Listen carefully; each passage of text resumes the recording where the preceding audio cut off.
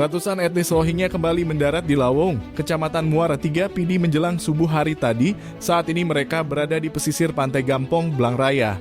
Informasi diperoleh 180 orang Rohingya yang mendarat tersebut. Terdata sebanyak 53 orang pria dewasa, 74 perempuan dewasa, dan 53 anak-anak.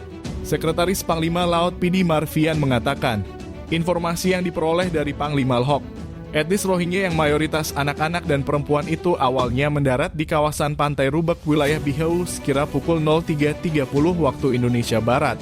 Kemudian mereka berjalan kaki melintasi jalan desa dan berkumpul di Pantai Gampong, Blang Raya. Kapal mereka parkirkan di Bihau dalam kondisi bocor, kemudian berjalan kaki lebih kurang sejauh 4 km ke Pantai Blang Raya. Saat ini mereka masih berada di Pantai Blang Raya dan dikumpulkan dalam garis pembatas polisi.